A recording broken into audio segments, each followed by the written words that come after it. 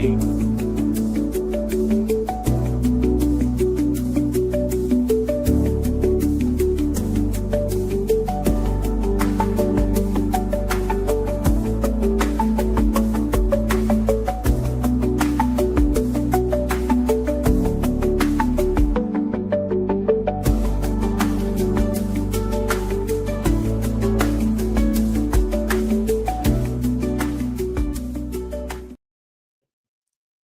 Welcome back to the Jamal Thomas Show. We've already had the morning show. I would apologize to my audience. I saw you guys flipping out on the sideline. What are they doing? What are they doing? We were talking. We were playing catch up. I haven't talked to We Kim were in chit months. chatting. We were Yeah. doing coffee talk, like, I'm sure it Yes. would have been interesting for everybody to hear, but it was private conversation. Sorry, guys. Yeah. I got to be honest with you. I reveal too much to my audience in general anyway. It's like, yeah, my ex-girlfriend was complaining about blah, blah, blah, blah, blah. And it's like, dude, will you shut up about your ex? No, Kim Iversen, welcome to the show. Host Thank of the you. Kim Iversen Show, a really good friend of the show. I always appreciate you joining me. Definitely check out Kim's show. She has a damn good show. I see you on Rumble, YouTube also, but for some reason, I think your audience on Rumble is even bigger, right? Or am I wrong with this? I don't think so. I mean, I have more people on the YouTube channel. I think because YouTube, it's like 650,000 or something. Rumble might be like Oh, excuse 250,000. me. I'm sorry. Excuse me. Yeah. You're only at 253 on Rumble. You're not doing Something like that, enough right? on Rumble. So yeah, I think it's a bit smaller, but the show is a Rumble exclusive show. So That's what it is. they get the full live stream every day, 5 p.m. Eastern. And then we cut it up into smaller clips, and YouTube gets some of the show, not the whole I show, see. but parts of it as clips on YouTube at this point. Yeah. You are a better person than me because you do this show on your own. How long does your show run? 2 hours? 1 hour. 1 hour. Oh, just 1 hour. Oh, I'm the better person. My show goes 3. Yeah, I think right. Exactly. Exactly. But see, you do yours on your own though. Like you're Well, I usually do have, I mean, I have a producer. I have a producer and I have, no. I just mean you are every so often you have guests, but for the most part, many of those shows you run yeah. yourself. Well, I've been trying to have more guests just because, having a guest does make life easier from a hosting perspective because you're not Yes. the only one doing the talking. So it's like Yes. nice to have somebody else do the talking sometimes, right? Yeah. So I do try to have a guest every day for like 20 minutes, but Mhm. there's many times I don't have guests. It just kind of depends and whatnot. But You just wanna it'd be say, nice if every day I could get a guest. oh, it is a pain though, trying to get them. It's hard. Yeah, It's I yeah. gotta hunt them down. I gotta, negotiate with them a little bit. And sometimes Yes. it depends, especially the bigger the guest, they've got a lot of like demands and Yes. the Yes. needs, they're like whiny little babies and I've got to accommodate somehow. I'm not gonna say that because I don't want to say Jamal is saying these guys are whiny little babies. I wouldn't say though, but it is They it can don't be know a which challenge. ones I'm talking about. If anybody's, Kim, am I a whiny little bit? No, not you, honey, No, not not you. you. You're awesome. I meant somebody You're a else. love of Don't life. worry about it. You're just an angel. Nah, it could be a pain, man. Like usually from the show, it's like at least 3 guests, sometimes 4, sometimes even 5. And Wow. it depends on the subject matter, it depends on the Yeah. topics. Yeah. And when you are trying to arrange that every day, like Yeah, there's it's hard. It's hard. yeah, you I try to mean, do most it of in the guests advance. are so easy to deal with. They're happy to be on.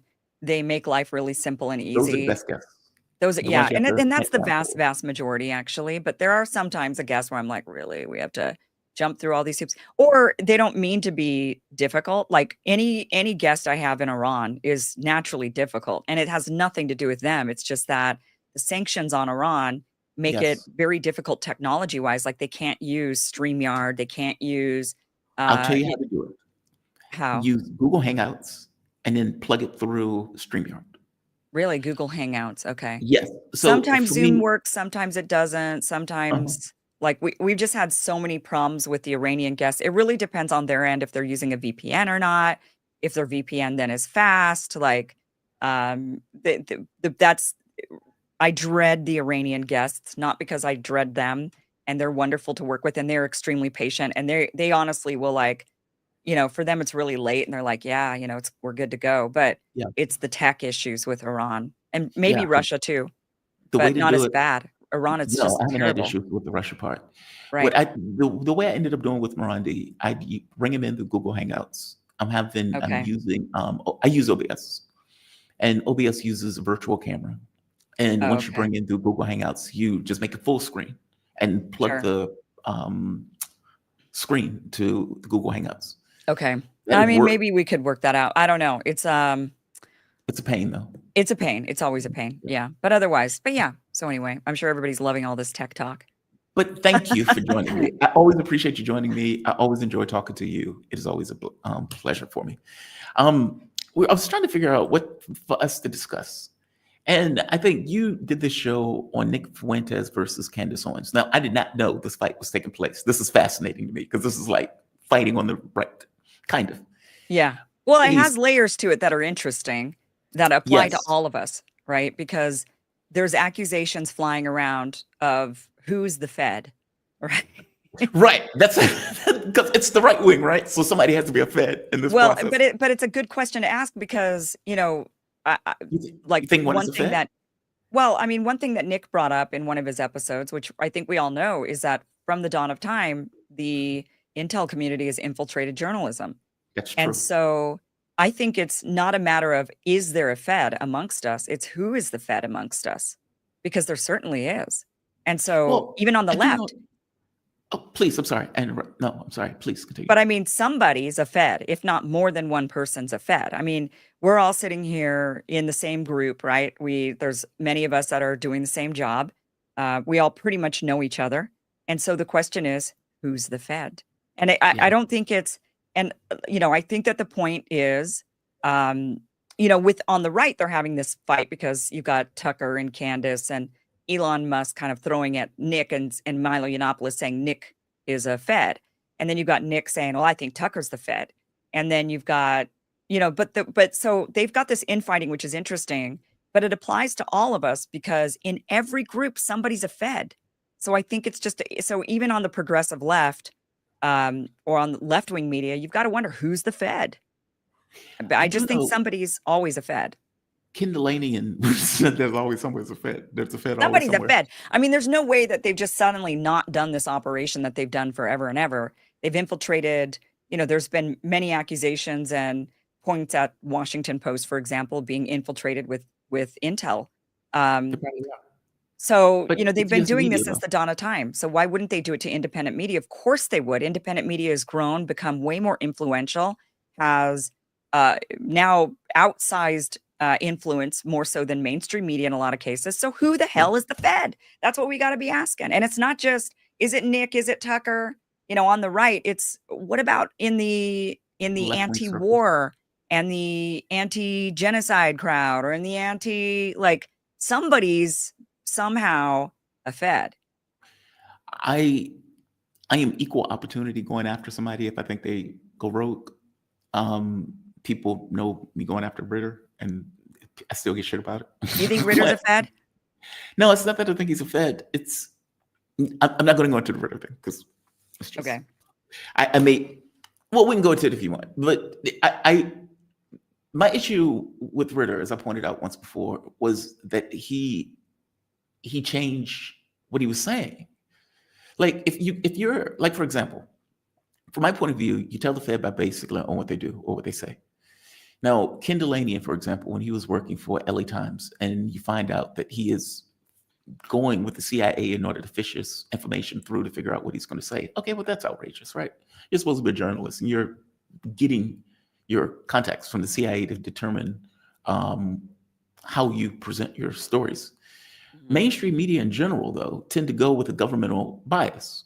And so it's like, oh, they're going to hate China. They're going to hate Russia. They're going to hate Iran. They're going to hate.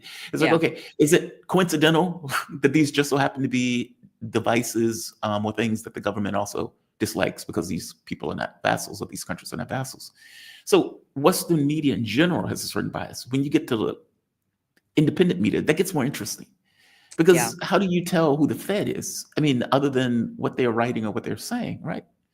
Like, Right. like what else? Like, are they just spiritually fed, or are they fed because they're being paid to put out something in a different point of view? Yeah, I My don't point think that is, they're like actually working like feds, right? I don't think they're CIA agents or whatever. I think they're assets.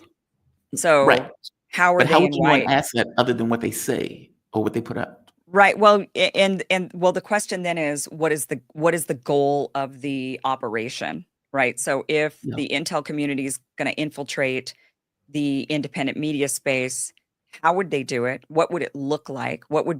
And then what would the end goal be? Why would they do it? Right? Would be the question. Right. And narrative control would be one reason for doing it, right? Is that Exactly. you want to lead people to the conclusion you want them ultimately to get to. You know that it's challenging because they're listening to people like Joe Rogan or whatever, and their minds are going in a different direction than mainstream media. And so you've got to first gain their trust. I mean, that's how you have to do it. So you've got to do things, first of all, that makes them like you. Like you've got to be banned, okay, well, so if I were to create a Fed operation, an intel Uh-huh. operation inside of independent media, I would get somebody who's been sent, I'd make them look like they've been censored. I'd be like, well, we have to get you censored. So we got to wipe you off of some platforms. And then you can bitch about it. And then people would be like, oh, you've been censored. Like them, the establishment's coming after you. And so now you're gaining their trust, right? Because of that. And that's building the trust. So now the question is, okay, so now that you've been banned, so I would look at anybody who's been censored or banned, which is most of us. And Really? But come on, that's a little thin. That is like 5-dimensional chess, right? well, you have to start there is what I'm saying, because that's the way they're going to Um, gain your trust. And then you have to weed it out from that point and say, okay, since you've been banned, now what would be the other? And I do think narrative shifting is probably a big one there, because you're right there. shifting Right. it's like you're testing. Will this narrative work? Is this going to corral the people in? Okay, that didn't work, so maybe this narrative will work. And is that going to corral the people in? And then when you corral them in, where is it you're leading them from, after you've corralled them in? And Mhm. so and also I think a skyrocketing rise that's quick, right? That happens suddenly could also be an indicator.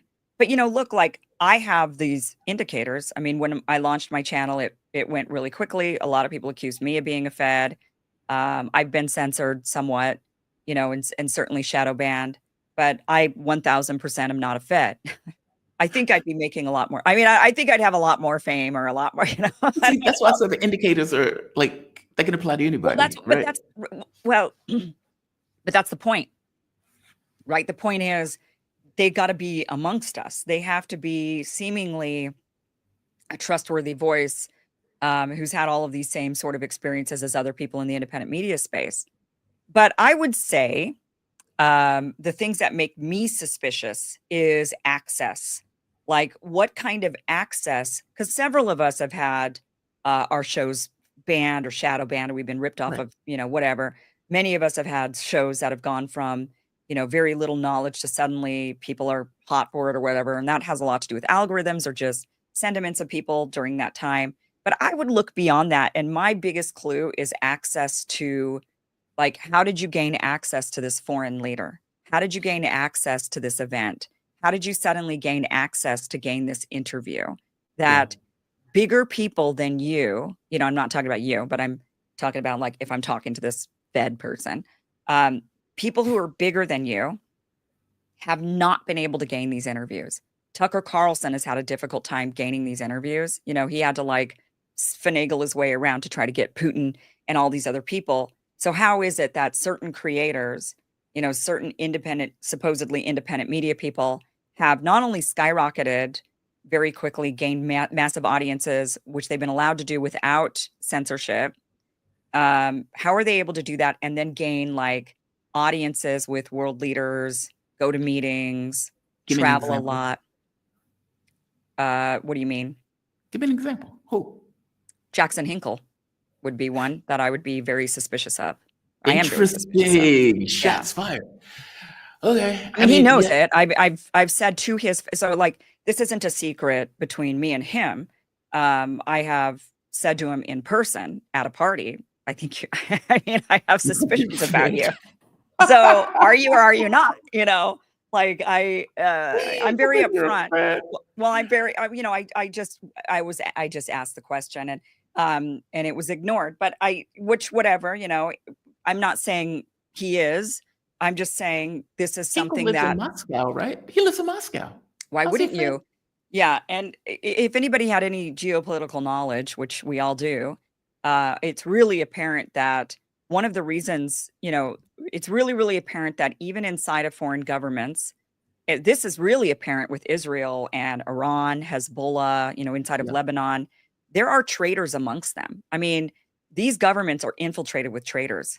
So if you've got a bunch of traitors amongst in within embedded in your government, Iran has had a uh, major problem with this. So gaining access, for example, to the Iranian government, like that's not difficult when you've got a bunch of traitors inside of the Iranian government, whether you agree with the traitors or not, right? They're there. I mean, that's been proven at this point. Israel's showcased it very clearly. Like, we got it is. traitors amongst you. We're able to bomb the shit out of you from inside, because And we can plant bombs without you even knowing because we got guys there. And they're now and being, what's that? I'm sorry. I'm sorry. I was just going to say, but Hinkle is. I don't get the sense that Moscow is going to be very cavalier in regards to ensuring that the people who are in Moscow are not on the level. I mean, I don't think, I mean, for one, there's probably a lot of traitors inside of the Russian government. Again, these are not, there's plenty of traitors in every government, but more so in some of these governments where the US intel community has done spent decades extensively trying to infiltrate and successfully doing so. Right. Um, but there's also the play of, your government would keep your enemies close. Like, you'd want to keep an eye on the person if you felt like they were potentially, an op or something along those lines. All I'm saying is with him in particular is that, Uh-huh. and people like him, is that I think what is a highly suspicious point is there were creators who were much, much larger than him, who have had much larger audiences for much longer periods of time and have never been invited or, gone had been able to gain the level of access that other people have been able to gain very quickly. Like, I've Yeah. never been, people just aren't invited that often, that easily, and it should raise alarm bells. I mean, that's to me, it's an alarm bell. There's alarm bells. I have other alarm bells, but I don't want to get That was into like the them. top of the list. Yeah. That was like it Yeah, just but there's other things he that have came out of happened that have nowhere. made me suspicious of certain creators, not just, I'm not just pointing at him, but there's a few. But I think that, whenever I think that access and then being able to freely kind of go about and doing it when you've got people that just fly in and, get suddenly, um they're like questioned and thrown into, and of course, though, if you're going to gain somebody's, when people start to get suspicious, you do things in order to gain their trust again, right? So Right. you would stage like, oh, you're out there, um, you got detained at the airport. Like, of course, the intel community would make sure that happens so that people would then trust you again. I just Yeah. think, and also he's flipped his stances. Um, on so many things so many times. And it's like, what's the reason for that? Like, why suddenly are you like going from being this ultra progressive, cares about all these different groups of woke people to suddenly now being all about cigars, guns, hot women, and being accused of being abusive to these women, being accused of being abusive. That's a way to so when you're trying to gain the Andrew Tate audience, when you Right. want that audience, because you want to be able to monitor them, you want to flag them. You're right, because the end game, again, you have to go into what is the end game from the intel community. Well, why would they do it? Well, they do it because they want to target homegrown terrorists, right? They want a list of Americans that they could put on lists. They also want to control narratives. They want to lead people. So you would start going, and having some really bizarre viewpoints. Like, Yeah. suddenly you're like an Andrew Tate carbon copy, and you're trying to look like an Andrew Tate carbon copy. And so that you get all of these same followers. And then suddenly you're, like, um, anything fringe.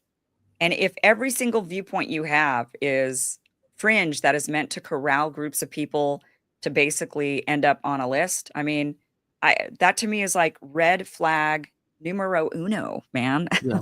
Like So like that's interesting, right? Yes, for me, viewpoint change is the telltale. And all of those things that you pointed out, it's fair game, right? I totally get it. I understand where you're coming from. The change of viewpoint thing, I react to strongly depending upon the change of the viewpoint. And again, I'm not saying we're as a fit. Um, No, I'm not to saying go, anyone I mean, I'm allowed to have suspicions of anybody I want. I've oh, got of course, suspicions of, your person, right? there's Tim Of course. Pool. I could be suspicious of him. Sure, I'm suspicious of Nick I Fuentes. am I'm, suspicious of Tim somewhat Pool. sure, like not that I'm suspicious, I have suspicions, of course. Um, but like with Nick, for example, after doing the segment and talking about him, yeah, Milo Yiannopoulos brings up a good point. How did he go from being debanked and not having any funds to suddenly being undebanked, right? Like, Right. how do you do that without maybe the Intel community coming to you and being like, "Do you wanna not be debanked? Like, this is what we need from you, and we're But trying what to." did he say that, like, for example, just He again, hasn't said it. I'm going Well, to use Ritter as an yeah, example okay. just because I want to make the Okay. point. Okay. When when you have a body of work that you've been pretty consistent with, and then you immediately flip and turn into this weird, well, Iran is Iran and the US is the US. So, if we tell them to do something, they should do it. And then even flip in the position in regards to Israel or at the very least Hamas. Okay, that's weird to me. And when I pointed that out, it's kind of like, dude, what the hell is this? How is Right. this a flip? Like to me, that's a change. And the Yeah, thing I is mean, like, okay, Ritter well, why did okay, you so to change? your point with Ritter, right? You got a guy that's been he's been raided by the FBI. Yes, Um, and they anytime took the there's that, passport. I think that when somebody's just like, people ask me, "Kim, would you ever run for office?" And I'm like, "No. Why not, Kim?" "Well, because they could get me. They could black," and it's not like they could get me like they're gonna kill me. Maybe they would. But no, they could get to me to get me like not blackmailed. I don't think they could blackmail me, but Leverage. they could make me flip because I'm a human being and I care about my family. And Right. so you wanna get me, like, pretty simple to do. Start threatening my family, right? Yeah. Like, say, "Oh, we're gonna expose," you had a family member that you love and care for, and they did something bad or something, and it's like, then you go into protection mode. And you don't want to just because of your job and your thoughts and your opinions, you start to have to weigh, how much do I care about my opinions versus, Right. like, my family member? Right. And sorry guys, but for me, I do care about my family a lot. And if it boiled down to it, I would have to choose my family over my job Yeah. because that's just the type of person I am. Now, there's other people who are maybe better people than me who would say, screw it, sacrifice everybody. The truth is that, we've got to just stick to the truth and that's it. And that's the most important thing. And I commend those people totally. I mean, I don't think one way is maybe better than the other, but I know for me, um, I am highly protective of my family.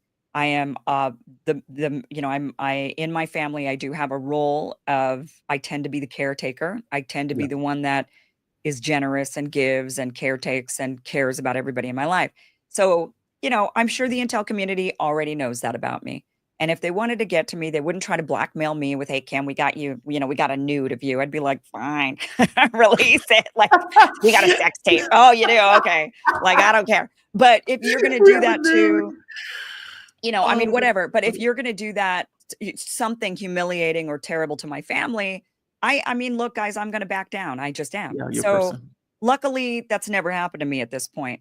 But I think anybody could be gotten to, and the Intel community knows this. They know that they can flip anybody just pushing the right button.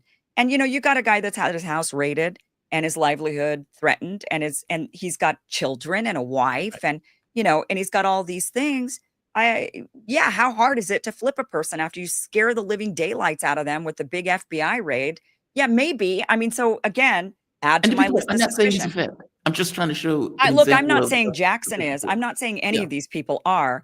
I'm saying these are the suspicions that, we have to ask the question, who is the Fed amongst us? Because somebody is. That's I will, I'm betting on that. Somebody is a Fed It- amongst us or, an asset working with Gee, them, gee. corralling in the independent media minds.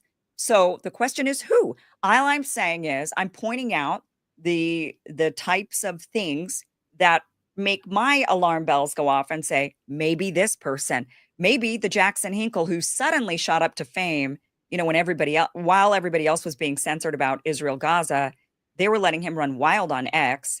And suddenly he's got meetings with like every top level leader and he's going around everywhere with and seemingly suffering no consequence. It seems it's Yeah. really bizarre. Like I know lots of bigger creators like Tucker Carlson who has a hard time getting meetings with these people. So how did suddenly somebody much, much smaller than Tucker Carlson get these meetings?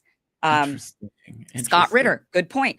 You got your life, you've been raided by the FBI. They're coming after you. They could totally ruin your life. That becomes extremely evident suddenly.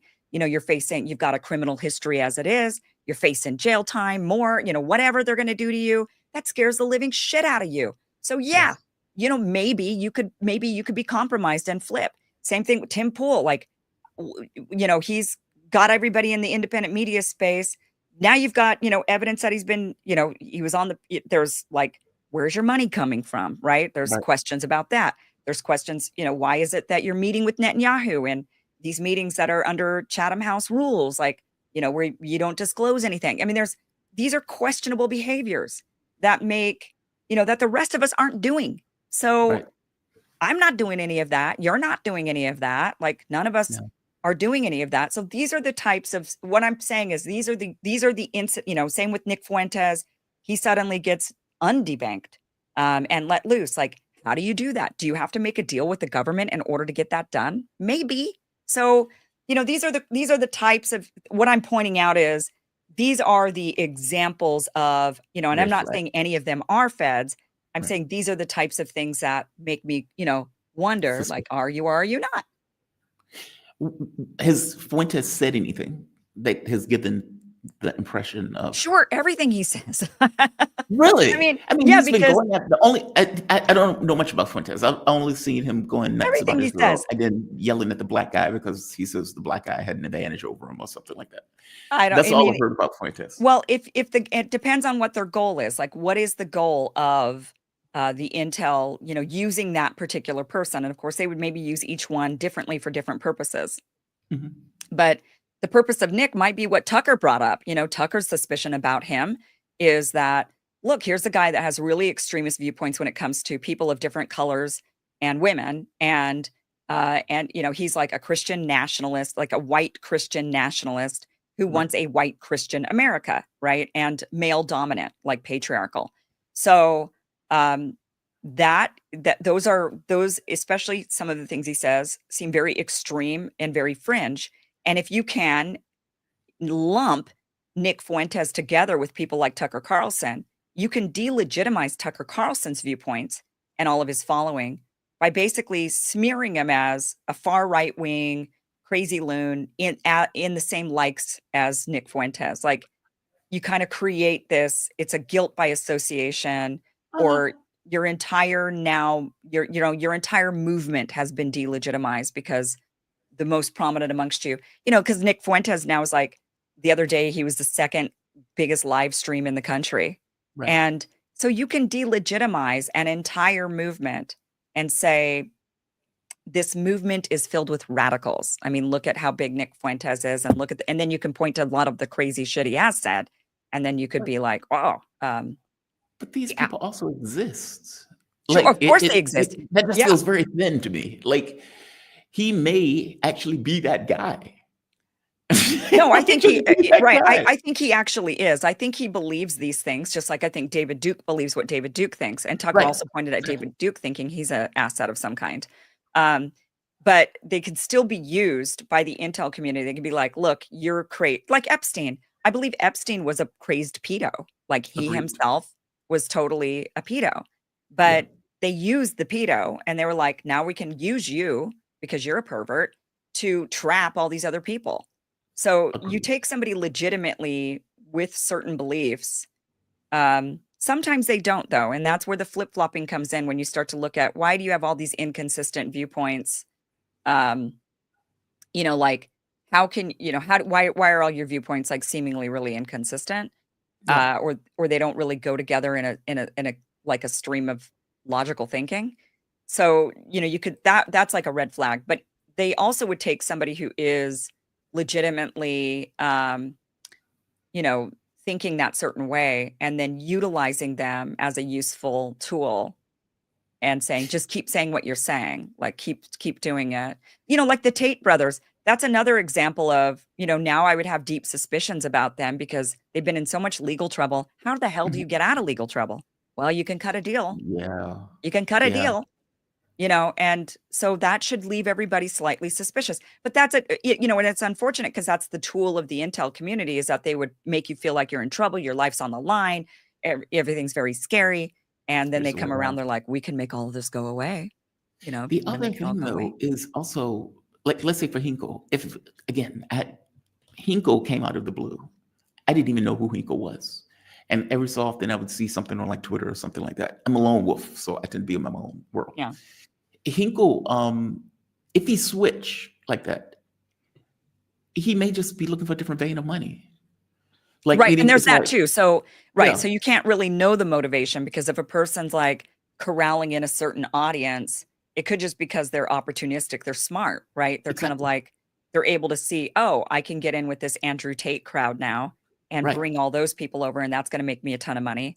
And then it's like, oh, now I can get in with these like, you know, protesters who are against Israel, you know, and I can corral them in. Communist. I thought Hinkle was a communist. Yeah, he is a well, sure, that's what he says, right? I mean, I don't know what a communist is really, but yeah. But he's also looking for women and male stuff. Oh wow. Okay, I'm going to play this video between Candace and Jackson Hinkle. Okay. And I'm going to get your take on this. I thought this was I got to be honest, I thought this was somewhat of an odd exchange between the two. Okay. I want to get your take to see whether or not you also thought this was a bit of an odd exchange. Come on. Damn it. Is it not working? Okay. That sucked. Well, okay.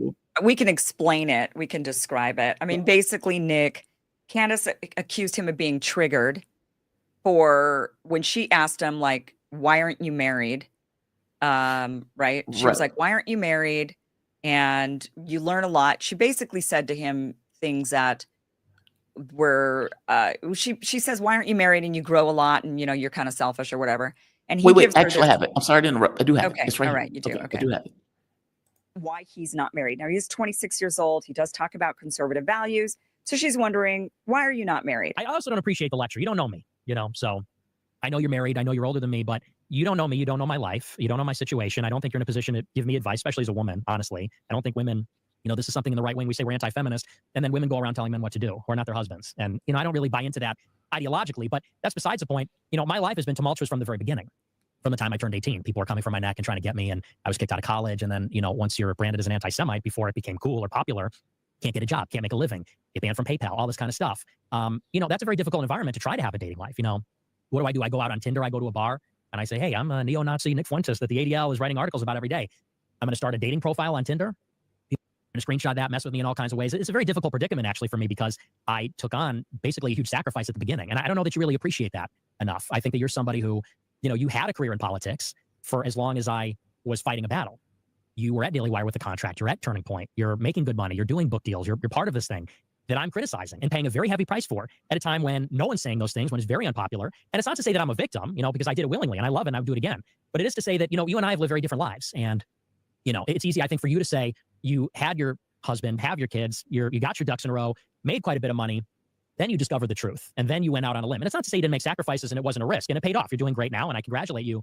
But with me, there was no calculation. I mean, I almost want to say I was 17. What's your excuse? I was 17 and I woke up and I went balls to the wall, bucket of ice cold water, as you say. I made a lot of enemies and maybe that wasn't wise.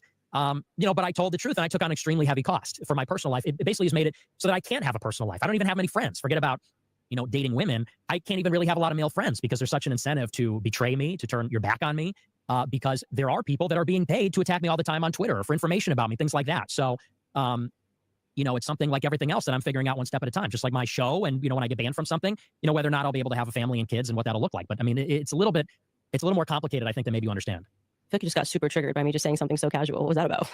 See, I don't Like, you're a appreciate woman. You're like, you're a woman. I mean, just like, I was just having a conversation with you, just being like, hey, like there's a lot of growth that comes from when you start a family. Like that's a pretty cool thing to do. And I feel like you got pretty triggered there and got like a little upset. I don't know what I did there. I don't like that you say trigger.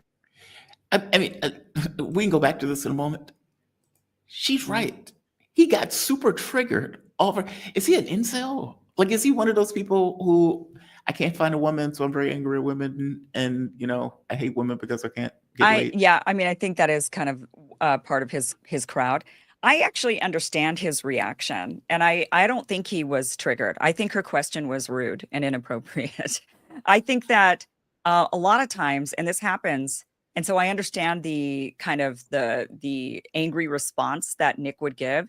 Uh, It's really insulting to me, for example, when I hear people say things like, "Well, you're not a mom, so you don't understand." Like, screw you, or well, when you're married, you'll get it. People would say that to me before I got married. Well, when you're married, you'll get it. Really? Well, I don't feel like marriage changed me so fundamentally. And, she's saying that to Nick, like, well, when you're married, you'll understand. Bullshit. Like, I'm sorry, but it's rude to say that to somebody. People can have plenty of life experiences without needing to have children or get married and have, like when people say you don't know love until you've had children. Really? Tell me that about the women that drown their own children in their that drive cars into lakes or abuse their children, or these people who abandon their, I mean, give me a break. Like, suddenly when you become a parent, like, you'll just know love. Really? Because say that to all the abused kids or all the people that are in therapy because their parents were so awful.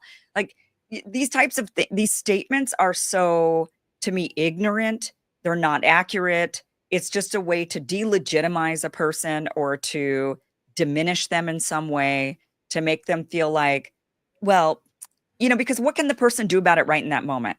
If you're saying to them, well, when you're married, you'll get it. Or when you have children, you'll understand. It's like, okay, like, so then how am I supposed to respond to that? Like, how can we even have, when she's like, well, you got really triggered by that. How can you have a conversation when the response is, well, you'll find out later when you finally get married or when you finally have children. And it's like, that just kills the conversation. We're trying to have a discussion. We're trying to hash out differences in viewpoint. And when you throw at me something personal, like, well, when you're married, you'll get it. How do we continue forward? Okay, well, then I guess conversation over. Let me just go get married so that I can find out. I mean, I could have swore that she just said, why aren't you married? no, she implied, because they got onto a little bit towards the end of that conversation where he's like, well, you called me selfish. And she's like, yeah, I think it's selfish. Like, once you get married, you'll see, it's like, you'll be less Oh, I see. selfish. Or, it'll change your viewpoints when you're married. So Nick has his certain viewpoints, and rather than just hear his viewpoints out, the response to him was, when you get married, you'll find out. Okay, that just kills the conversation. Okay, then let me just, conversation over, I guess. I'll just go get married and find out, and then I'll come back and you and I will agree, I suppose. Like, there's no actual valid reason to say that to anybody ever. Like when somebody says, you'll find out when you have children how hard it is. I was a kid for a long time. I've been a kid. I know what it's like to be a kid. I actually lived it and experienced it. It's not just, and not only that, I have siblings and I've got a ton of nieces and nephews. But even if I didn't, every human being was once a kid. So they know what it's like. It's not like they've had no exposure to children. So to say things like that to people is like mind blowing. It's just a way to shut people up. It's all it is. It's a silencing tactic. And I don't like it. And so I get it. Like, and, look, I've been married, so so it's not like, but I get it, because I still feel that way of like, that is just a silencing technique to just shut a person out. You'll get it later.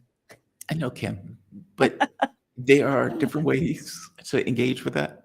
No, because And it's so to engage frustrating. with And that with a level of, like, I don't think he was over the top. I feel like his annoyance was appropriate. I felt the annoyance too with the question. I was like, seemed really? extreme. And he's I don't like, feel like that you was as a that woman. extreme. It's Well, that's because that's him. That's his viewpoint, though. That's where him saying, you as a woman, don't give me this advice. Yes. Yeah, right. Okay. I wouldn't say that. You wouldn't say that. But we're not Nick Fuentes with his particular worldview. He's got that worldview.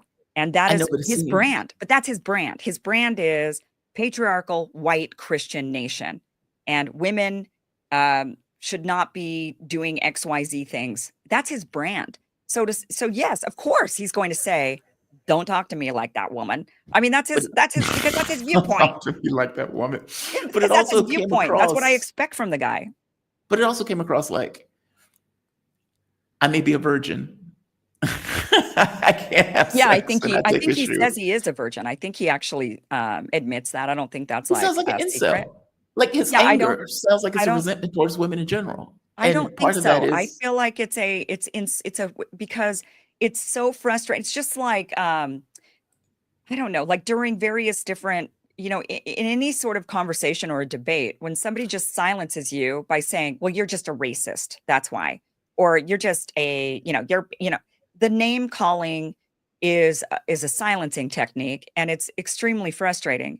Another silencing technique is you'll find out later when you have all of these things I have. That is a silencing technique. And or like, I've been very angry at times, like when I get accused of, well, you're a Russian asset, like you're getting money from Russia. I've never taken a dime from any country, not even the United States, let alone Russia or anybody else. But it's like these are silencing techniques that right. become extremely frustrating. And if they've been lobbed at you a lot, then sometimes you are going to be, I guess, a bit triggered by it. But I don't think it was appropriate for her to even insinuate that if she's going to be having a legitimate conversation about worldviews. I don't think it's okay to sling, you're a racist, or you'll find out you're just unmarried, or you just don't have children, or you're just a paid Russian bot. Like those are not conductive. Like they're not constructive towards an actual conversation. So I Okay. think it's like fair to be like, you know what? Screw you then. Can I go? I just want to go back to what she said in the beginning because I want to see Okay. again what Well, it triggered doesn't. this. This clip doesn't actually show her question. Okay, wait a She's minute. wondering why are you? Wait a It minute. doesn't show the question. Okay, You're not you married. I said also don't appreciate the lecture. You don't know me. like, Right. why are you married? Okay, okay.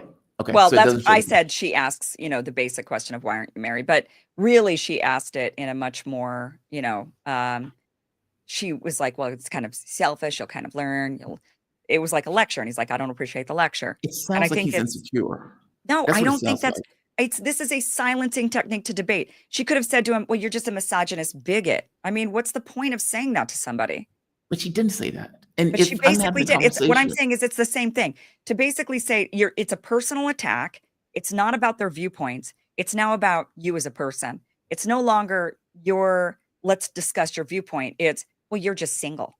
So that's your problem. You're I just know, a Kim, bigot. That's your if you problem. told me that, if you said, well, you're just single or you're just not married or you don't have any kids, my response is not to get hyperbolic. My response is to kind of like you pointed out, like, look, dude, there are all sorts of people who drown their kids, hate their kids, and everything else. That's just a logic question. His response to it seemed to be, I am annoyed, deeply annoyed, and you struck a nerve. Well, I mean, again, it just depends on how many times has that been lobbed at him, in the way she framed the question. And I think his response was he had a legitimate response and excuse. I mean, when I listen to him, I'm like, yeah, that would be really hard to be you and try to date as Nick Fuentes, who's painted as a complete neo-Nazi white supremacist. It'd be extremely difficult to date. Yeah. And so, I think that, but the way her framing, Candace is not known as being a soft person. So you No. can't like think, oh, Candace was just some sweetie who was just asking a polite question, like, why aren't you married, honey? No, she was like, why aren't you married? You know. So you're Right? trying to say she was being a dick to him in the way that she asked the question, and he took Of course, great because offense. that's how she is. But he should expect that from her. And just like she should expect what she did expect. That's why she didn't really flinch on the you're a No, woman, she don't talk didn't. to me that way. If I She had didn't. Nick on my show, I would expect, I know his worldview. I'm not an idiot. I wouldn't, inviting him on, I have a very clear understand. I haven't invited him on yet, but I'm not opposed to it. But I know his worldview. So and I'm an Asian woman and not Christian. And so, he's probably going to say things that are very much at odds with me as a human being. But don't invite him on if you don't want to hear that. So I, I don't I think think his response was like out of over the character. top. It's I don't not think that it was out either of of what they character. did was out of character. I think they were I'm both just in saying character. she hit a nerve. Yes, And this is because the it's incel personal. stuff. I know, but this is the incel stuff, right? I don't think it It is. I don't think it's incel stuff to be like, don't talk to me about not being married. I mean, or not having kids, or plenty of people, the vast majority of people who are not married without kids are not incels. that's But true. but they're hearing this insult all the time. I mean, any unmarried, without children person is hearing these insults day in and day out from people. And it's just to delegitimize their opinion. It's like That's, they've got an opinion, they share it, and then somebody says, you just don't know because you don't have kids. Okay, it's I don't know exhausting. how often you get hit with the question of why don't you have kids?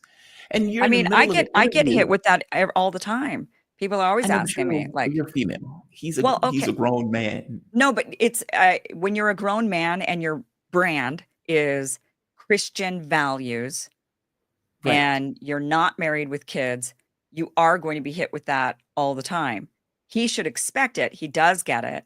But I also think that Candace saying, like, your views will change once you're married is not an appropriate thing to be saying to somebody when you've invited them onto your show to discuss their viewpoints. And then your response to them is, you'll change. You'll change. Like, oh, okay. Let me go do that then. And then we'll come back and have this conversation. Fair enough. I just think he was very it just seemed like it hit a nerve. It hit a nerve for me, and I'm not even him. And I'm sitting there like, oh, right, okay, please. Like, let's go after, personal attack. Just hear the man out with his viewpoints and then disagree with him. Don't sit there and say, you'll change one day. See, I need to get the question. Because if it was a personal attack, okay. I don't think somebody asking, look, I get it. Somebody saying, because my mom. Why would you even ask that? Why would you even my mom would ask? say that. My mom would say it all the time. She'd be like, yeah, Right, but if you that's had not his kids, mom. you Candace know. Owens is not his mom, right? She's invited him on to her podcast to discuss his viewpoints. And why would she even ask, why aren't you married? Like that, just even if that was the only question and there was no other context to it, just so why aren't you married? That, that, And especially that with Nick, demands a vigorous response of you as a woman shouldn't be asking me that. And but that's his Nick brand. I mean, that's Fuentes, expected. a You have to expect that. neo-Nazi-ish. And because of that, nobody wants to date me. And Right. I mean, but nobody I does think want to it's date him funny. because he's saying things like, woman, shut up. I That's mean, my point. Like that's why the question is interesting. right. But that's like, so yeah, but then he answers these, and he's like, because I'm neo-Nazi Nick Fuentes, nobody wants to date me. And it's like, yeah, right. So, I mean, he's got a point. I mean, I'm agreeing with him. I agree. You're a difficult person to date. People don't want to date somebody who's like neo-Nazi Nick Fuentes, who's telling woman, shut up.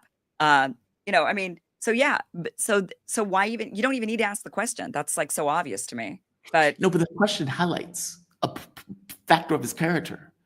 Like that's what I mean. That's what I'm saying. That's why I think it's a good question. A, it highlights a point of his character. B, his response is almost like a meta level. Like I'll give you an example. When Donald Trump was in the press conference recently, and he goes into this, nobody asked him a question at all. And he's like, I gave javelins to Ukraine. I gave javelins to Ukraine. I was the first president to do it. And it's like, okay, that's interesting, right? Because nobody asked you that. And yet you're going into this kind of 3-minute rant about how Right. you're a hard ass on Russia and everything else. He's doing it because he's trying to make it look as if me negotiating with Russia is not a position of weakness. It's just because I want to negotiate because it is a position of weakness ultimately because I'm losing the war. But it's not because I'm weak. It's not because I'm giving in to Putin. It's not because of any of that stuff. Now, he would never admit that. But that's what that rant is effectively doing. I'm saying it's very similar to what Nick Fuentes is doing here. There's a meta level of what's taking place beyond the context of whatever he's saying in this rant. And the meta is, on some level, dude, I can't get females. I can't get women. I feel some kind of way about it. I'm Nick Fuentes. I have certain points of view of the world. And that makes me, less desirable as a man. And it's very possible that he's resentful to women because of that. in the same way that many incels well, are. I just I find it mean, to be chicken or egg. interesting. I mean, I don't think that he's resentful towards women because of that. I think he's resentful towards women, and that is what's caused him to not be able to date. So it's like chicken or egg, I guess. But, I mean, I I I just for me, I'm annoyed by the question too. So I Okay, fair think, enough, fair enough. and so I don't blame that. I get it because I do think it's more of a personal attack question rather than a Uh-huh. legitimate question seeking dialogue. It's instead stated to silence. And I guess that's what Okay. bothers me about questions like that. If it was genuinely in good faith, like you have all these values, say that but he's only 26. So it's like, don't push him too hard Yeah. about marriage. I mean, he's got plenty of time. I mean, he's only 26 years old. So do we really Right. expect him to be hunkered down with 3 kids by now? Maybe, but I mean, so I just think I don't think his response was I think it Over was the top. appropriate for the type of question, the point of the question, which was really just to humiliate him and to say, you're not married, so you don't it's to humiliate, just like to say to somebody, well, you're a racist, that's why, or you're a grandma killer. I mean, like you and I debated all the time during COVID, Yeah. constantly. We did not agree, right? But you never said to me, you're a grandma killer, Kim. That's the problem with you. Like we could continue to have constructive conversation because you weren't lobbing insults at me. I just So didn't we think could, of it at the time, Kim. I just didn't think of it at the time. right? Yeah. Don't get me wrong. I have asked people, how many dead people are you willing to accept? But no, I've never called you a grandma killer. Okay, That would, but I love that it's meant to it is and that could be a legitimate question like depending on how you frame it. But it's when you just lob at somebody like insults during a debate or during a discussion, I just don't know what kind of reaction you expect. I mean, I think it's all fair game. Like he could just rip the microphone off and storm out at that point. And I'd be like, yeah, you I got didn't what say you got what you feel. What did you expect? What did you I expect? I just think it's think fair you're game. raising this to a level like me saying you're a racist is Yeah, you know different what? Then than I me could just saying shove why this aren't you married? microphone out of here. The only reason why I wouldn't, if you started calling me a racist right now, the only reason why I wouldn't shove the microphone out of here and like blow everything up is because this is my studio. So I don't I want to don't want to harm damage your anything. studio. I don't want to I'm damage trying to make the anything. point though that there is a difference between you're a racist, you are a I don't know pedophile No, there's no difference. versus It's are it's a you personal married? attack. It's a personal attack. But not all personal attacks are the same. That's what I'm trying to say. Well, There's some that I cut mean, differently. Calling somebody a I pedophile is different no. than saying why aren't you married? Okay, if you're gonna go with pedo but I don't know Because I'm how trying to bad make is this being called distinction that that when there are you've been called differences. a I mean, I think the point being, when you make these types of claims or you say something to somebody like this, you're just attempting to silence them and delegitimize their opinions. And you're just basically saying your opinions no longer matter because you're a racist or you're not married or whatever it is. You're Okay. basically so then it's like, why are we having this conversation then? Why am I even here? Bye. So were they having a tense conversation before they got to that point? I didn't Like watch the was whole it thing, to be honest with you. oh, okay. Fair enough. Fair enough. But I don't Because feel if it like his was response was that tense. I mean, I felt like it was appropriately pointed. okay. Okay. You and I Okay. disagree on this, I Yeah, suppose. we But I do disagree have on to this go. one. I have to go, Jamal. I have to go. Oh, I'm sorry. Kim, thank you for this. I didn't realize we were sitting here wrangling This that was long. so fun. This was so well, we just lost track of time because we were having too much fun. You're perfectly But fine. You are awesome. Thank you for this. Kim Iversen, thank check out you. her show, The Kim Iversen Show. She is fantastic. She is amazing. YouTube, Rumble, all of that good stuff. Kim, you be safe, okay? Thank you for Thank you this. so much. Bye-bye, Have a everybody. good one. Thank you. Bye-bye. All right. Yeah. Kim, her and I spent like an hour talking before we even got on air. So I don't really get the chance to talk to her. And we just kind of strung up a conversation and it went from there.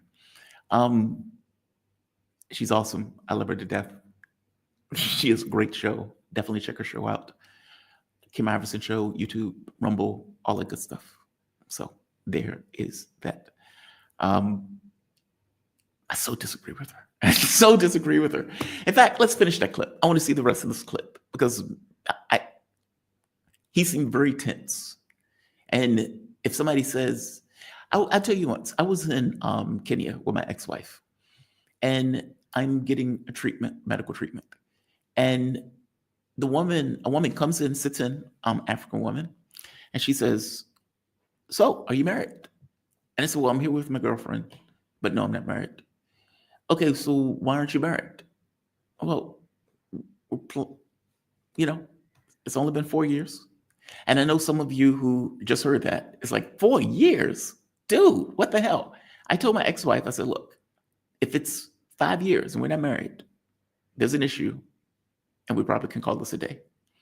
4 years and 8 months. She was like, hey, here's some rings if you want to see it. Now, of course, her and I were getting along very well. So we got married and we were together for, I think, 11 years total. The marriage failed. So there's that. But we were together for 11 years, and that's longer than I think any of my family thought I was ever going to be together with anybody. My point is, I'm sitting there having a conversation with the African woman. I didn't flip out when she asked me that I was married.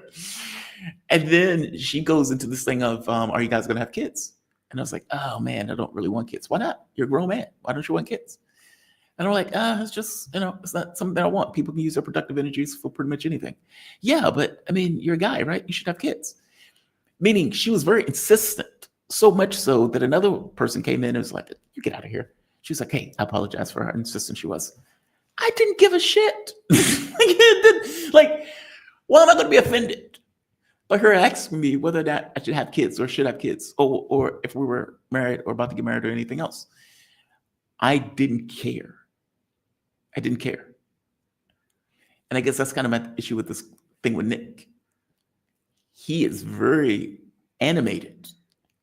And she rightly points out, you seem very triggered by that. In fact, let's play this again. Let's play this again, because maybe I'm getting this wrong. I want everybody to see it. So I know you're married. I know you're older than Right here, let's start. The rising star. Others have also reviewed that he's not. I don't know that you really appreciate. I don't know that you really appreciate they were anti-feminist. How the country should be. All right, here we are. So she invites him onto the interview, and the takeaway is that the interview was somehow hostile. This is one of the clips from the interview where she asks Nick, kind of prods why he's not married. Now, he's 26 years old. He does talk about conservative values. So she's wondering, why are you not married? I also don't appreciate the lecture. You don't know me, so I know you're married. I know you're older than me, but you don't know me. You don't know my life. You don't know my situation. I don't think you're in a position to give me advice, especially as a woman, honestly. I don't think women, this is something in the right wing. We say we're anti-feminist, and then women go around telling men what to do who are not their husbands. And, I don't really buy into that ideologically, but that's besides the point. My life has been tumultuous from the very beginning.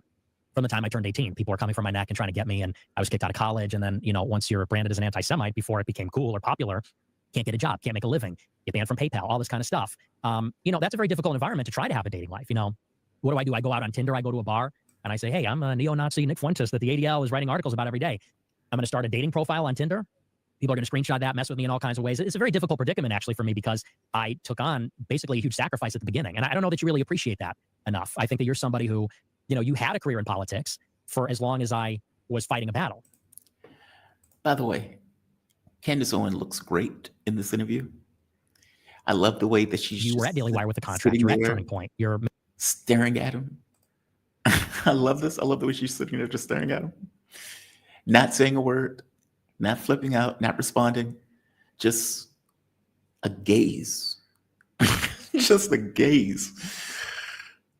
That's hot. I don't know why. That's hot. Making good money. You're doing book deals. You're part of this thing that I'm criticizing and paying a very heavy price for at a time when no one's saying those things, when it's very unpopular. And it's not to say that I'm a victim, because I did it willingly and I love it and I would do it again. But it is to say that, you and I have lived very different lives. And, it's easy, I think, for you to say you had your husband, have your kids, you got your ducks in a row, made quite a bit of money.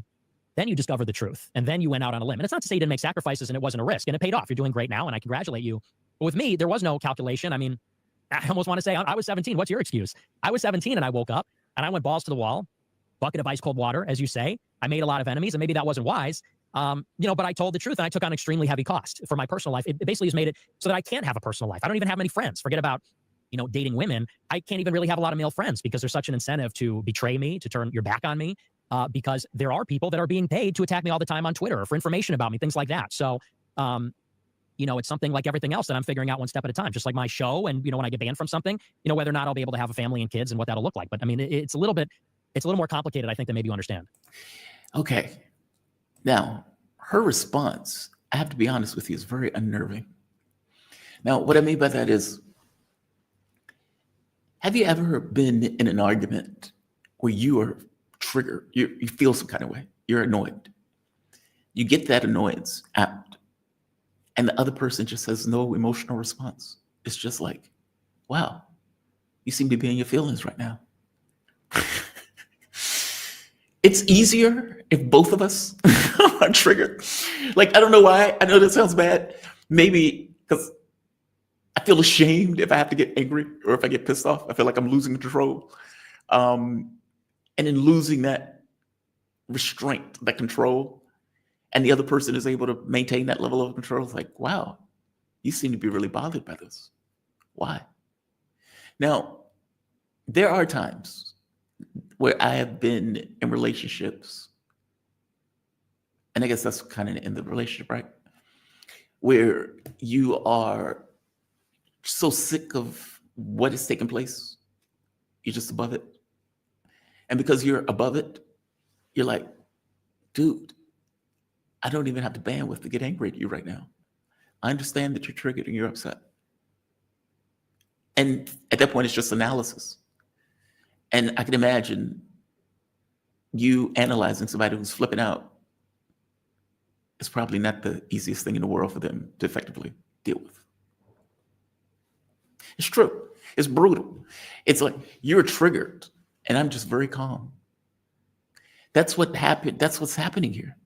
And no, I know they're not in a relationship. And maybe this is me talking about my own relationship issues. But this is brutal, to be honest. He comes across as if nobody wants to have sex with me. I'm Nick Fuentes. Woman, you don't get to tell me and give me a lecture on this. Now, I don't know what the lecture was, right? And Kim may be right that Candace might have went after him in a particular way or said something to him in a particular way that rubbed him the wrong way. But if you're an incel, let's go with my hypothesis. You're an incel. And you, for whatever reason, don't like women because you believe that they're always going for the jock. They're always going for the fastest swimmer. They're always going for the other guy. They're never going for me, the hashtag reasons. And you feel some kind of way about that. And you have this woman who's attractive. Wife, kids, husband. Obviously, she's having sex. Obviously, the husband is having sex because they have kids. And you're Nick Fuentes. And you've never felt the hug of a woman. You'd never smell their hair in a moment of pleasure. Just only in a moment of she's walking by. Did you sniff me? No, I didn't sniff you. No, I didn't do that. You may feel some kind of way that this woman is asking you about why you're not married as a Christian with certain values. Now, to be fair, he's 26 years old. It's like, dude, get off my back. But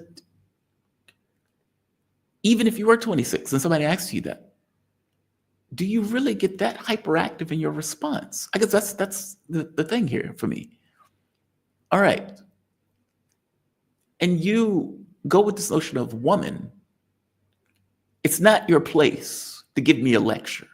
Okay, for one, starting off with woman is a little bit weird, but okay, put that to the side. He has certain views. But then you go into this thing of nobody wants to date me. Should I put an ad on Tinder that nobody's going to answer because I'm Nick Fuentes, white nationalist, Christian, et cetera, et cetera.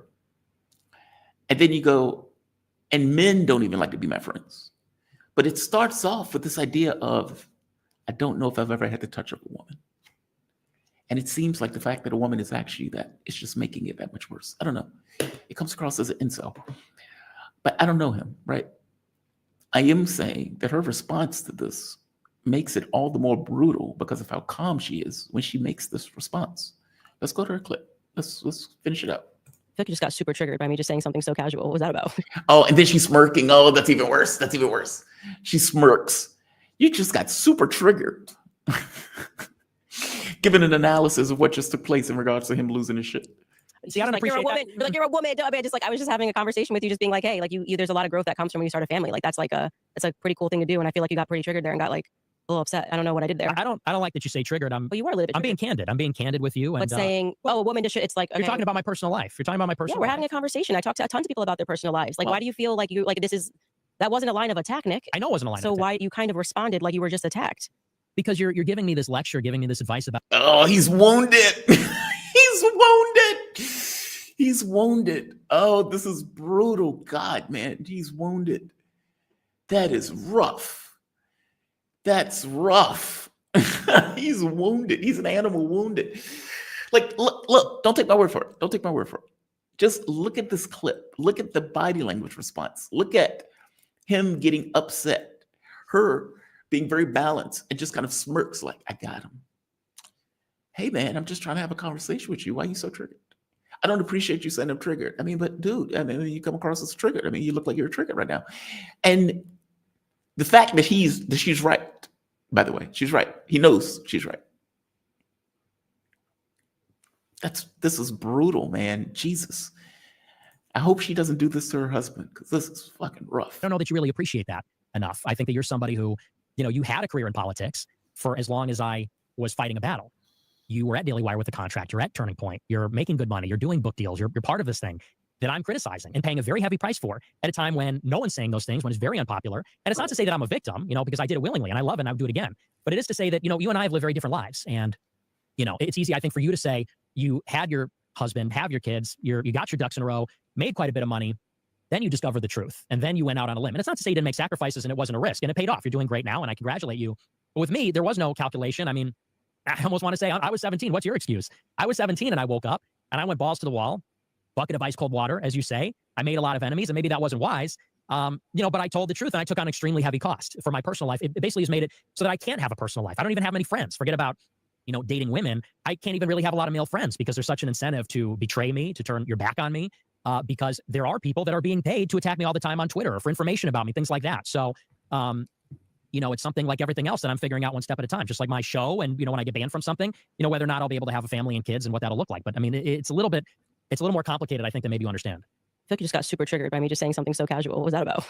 See, I don't like, you're a appreciate woman. Like, you're a woman. I mean, I was just having a conversation with you, just being like, hey, like there's a lot of growth that comes from when you start a family. Like it's a pretty cool thing to do. And I feel like you got pretty triggered there and got like a little upset. I don't know what I did there. I don't like that you say triggered. Well, you were a little bit I'm triggered. being candid. I'm being candid with you. And But saying, oh, a woman just should, it's like, okay, you're talking about my personal life. You're talking about my yeah, personal we're life. having a conversation. I talked to tons of people about their personal lives. Like, why do you feel like that wasn't a line of attack, Nick? I know it wasn't a line So of attack. why you kind of responded like you were just attacked?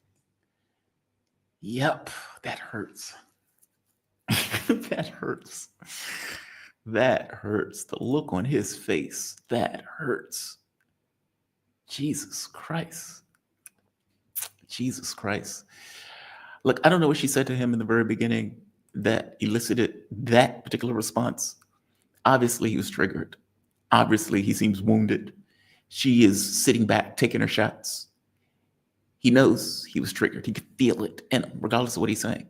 He's like, I don't appreciate you saying I'm triggered. Dude, you're triggered. Fair enough. You're a human being. You're a person. She struck a nerve. Whatever she said, she struck a nerve. And now you're stuck in this position where you're in the middle of an interview. You're triggered. She's pointing out the fact that you're triggered. And she's being very calm. It's like, Nick, why are you acting this way? What's the problem, dude? What do you mean? You woman, and you shouldn't tell me this and everything else. I talk to people about their personal life all the time. Why you feel some kind of way about it? Because you're giving me this lecture, giving me this advice about things and telling me, you don't know who you are and all this kind of stuff. I said that when people start families, Mhm. it does commute your perspectives a lot. And sometimes when I see these clips of you floating around or certain things that you do or say, You said it I'm does. selfish. It does. Yeah, but you Yeah, admitted so- you were and selfish. I just don't really You said I don't appreciate want to. What are you talking about? Okay, so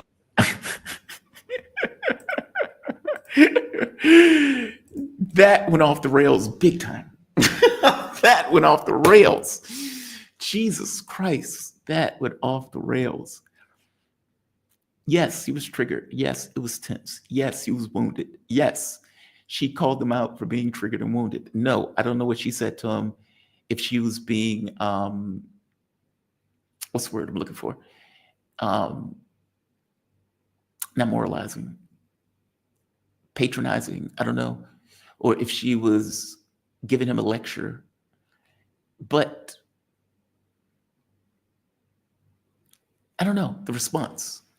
It's not what he said, because you can, I guess, make that case. but it was the way it felt like it hit a nerve. Like you can have a logical argument where you're like, well, look, I'm 26.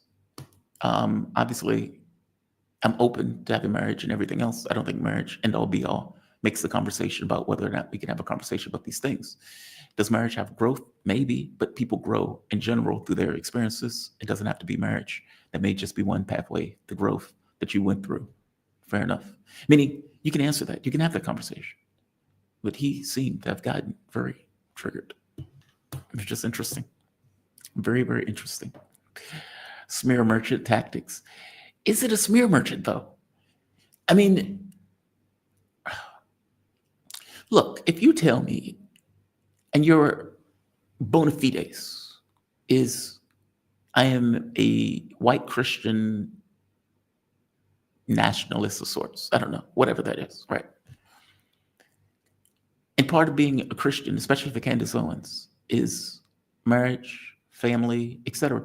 I mean, if you go to Russia, what do they say? We're traditional values. What do they mean by traditional values? We want to have kids, we want marriages, we want etc. Now, to be fair, he's only 26. So, there's that. But I don't know. He seemed to have gotten very triggered by the question. That's all. Just did. All right. I'm going to end this. What is this? It says, Potato Heads, yeah, it's gotten so twisted. Preys on real men's issues, but gets them to believe some crazy things nowadays. Again, if you are getting to the point where you are condescending, thank you. That's the word I was looking for, condescending. Yes, she probably was being condescending. Agreed. Yes. But that response is, I don't know, seems a bit over the top. Let me go to the chat. We have one chat. Wandy, USA, laughing, eating my lunch, almost choked. Thanks, Jamal and Candace. Yeah, yeah, that's a rough one. That was brutal, man. Like, and maybe it's me having flashbacks to being married. Like, her getting upset, or him getting upset, and her just sitting there, just with a gaze. And the gaze doesn't escape him, just stays on him as he's triggered. And she's just looking at him up and down, almost like she's measuring him for a grave. And at the end of it, she doesn't say a word. She let him get all of it out. Get all of your feelings out, Nick. Say everything that you want to say in this moment, Nick. You're on camera. Just say it all. Say it all. Get it out. Tell me all of your concerns and your anger and your angst. And then at the end of it, when he finishes, without interruption, you seem to have gotten very triggered there. Oh, that is brutal. That's fucking brutal. That is brutal. Jesus. And he's like, knowing what she's saying is correct.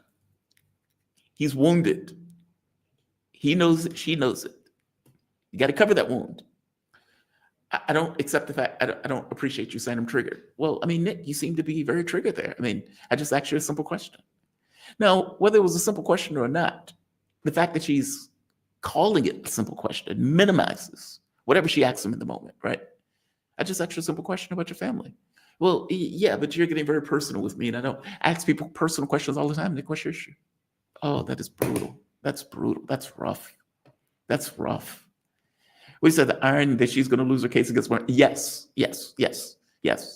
Bridget is going to be running Candace's show. And the next interview that takes place with Nick is going to be Bridget Macron having that interview because Candace is going to lose her show and because she's going to lose her shirt in that lawsuit. So yeah, there is irony associated with that. But I got to be honest, that is hilarious. That is hilarious. All right, guys, I'm going to end this. Shout out to, I'm sorry, it's 2 a.m. here. Shout out to Kim Iversen. Love her to death. She's awesome. I so disagree with her, especially after watching the whole clip. I have no idea if Nick is a fit. I have no idea if any of these people are fits. I don't know, but she makes a good point, right? It's usually an asset somewhere. I don't know. I don't know how you gauge it. I guess you just try to figure out what they do. You all have a fantastic night. You be safe, or day, I should say. I will see you bright and early tomorrow morning. Be safe, be kind to the degree that you can be kind. Yeah, it's 2 a.m. It's late. I've been doing this for 8 hours today, if not more. I mean, usually I start at around. See, I have a hard time with this. I always have difficulty discerning what to cover. And so you end up covering a huge amount of news across the political spectrum. And you try to whittle it down to say, okay, well, what's more important? I don't know if I get that right, but you do your best. You try to figure out the guests that can match up. I have a smaller show, and so it becomes very difficult to get the guests to match up to the thing that you want to talk about, which, again, becomes an issue. I was fortunate today. I had Alex Craner, KJ No, Kim Iversen. So obviously, if Kim is going to do the show, I'm going to be with her on the show.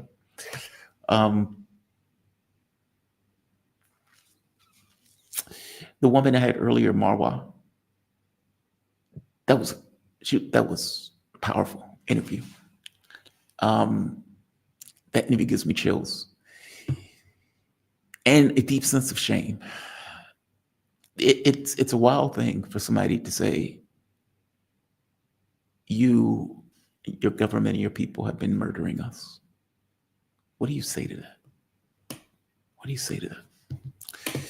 No, it was a good show. You guys have a good one. Be safe. And I will see you bright and early tomorrow morning. Have a good one all.